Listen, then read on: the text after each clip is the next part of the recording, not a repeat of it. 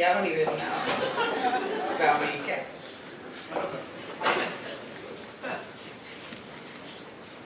I'm having a pre-midlife crisis at work.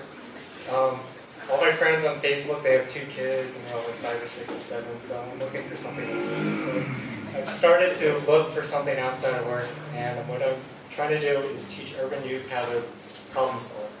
Now, I realize I don't have a teaching credential, I don't have any actually teaching experience, so I'm actually starting to teach. And last Tuesday, I met my first experience. It was involving mentoring this, we'll call this kid named Bob. So I met him at this place called Indie Hall, which is a really awesome co-working space in Old City. But so yeah, awesome. I met him, and he's one of those very smart kids, but he's got that edge on him. Like he'll say stuff like, "Yeah, I have this. I don't have any smartphones, so I break them." And then how'd you break it? Like by throwing against the wall. So he had this edge, and he had this charisma where even though I would have an awkward conversation, he would make me feel better. So when he said that, I would, one of the things is he's coming from North Philly. So when I went up to him, I took the 57 bus, and I met him at his school, which is like a 20-minute bus ride. If you've never taken a 20-minute bus ride north from Center City, it's definitely something interesting. So I met him, and the thing is, it's an 8-week program, and the first week you kind of feel each other out. And we wanted to bring him into Indie Hall so that he could see another role. And so at the end of the time, he's like, I don't want to go to my grandmother's because that's where he was supposed to take the bus. So I said, let's just take the 57. It's right outside on Dirt Street. So I took him over to the 57. He's like, you don't have to wait for me, but I want to wait for him. And I saw him in a bus. So I go home, and I guess they're supposed to call or something, so I wasn't sure he was going to call. But around 6 o'clock, I get a call.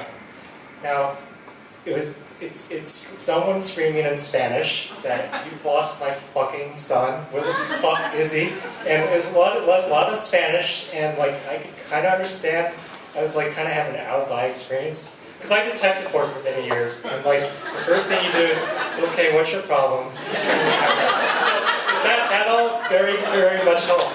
But at the same time, I'm like, what the hell is going on? Okay, I put him on the bus at 5:10. It was 6:10 when his mom called.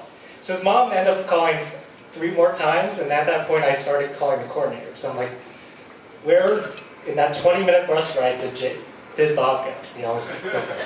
Where did Bob go? I'm like, where did Bob go? And at this point, his sister starts calling me. It's like, I'm gonna have a panic attack, you're a fucking asshole. And I'm trying to be calm, and his dad calls, and okay, I'm trying to keep it together, but his mom is losing it, and I'm about to lose it, and I don't know what I'm gonna do if you've lost my son. So at that point, I'm texting Marcial, and she finally calls back. I'm like, okay, it's all calm, I can call SEPTA, whatever. And at this point, my phone rings again, and I have a day job doing software, and the servers are melting.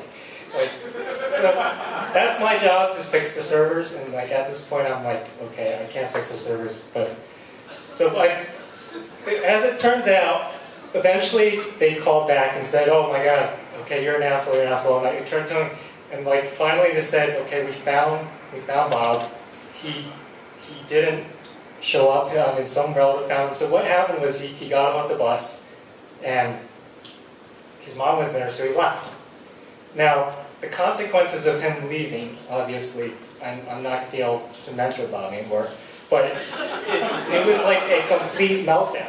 This program was pretty new in Philadelphia. They had never experienced anything like this. They said, we're sorry you had to deal with that. This never happens. And I guess this was the first time and the surprising thing is, within 30 minutes, I didn't care. I was like, wow, I did everything I could. He got on the bus. I'm not going to take him to maybe I could take him on the bus and brought him back. Maybe I could have done this, maybe this, but the reality is I really didn't care. And I think sometimes, I trusted him. He's very charismatic, and he kind of maybe knew what he's doing. And he won't be able to work anyhow, but like I'm gonna try to still become a teacher despite my mom sending me all these Huffington Post articles about teaching is the worst career ever. And, Huffington Post is such an authority. But I think, Bob has taught me a lot more than I would have if it had just been a normal 8-week experience.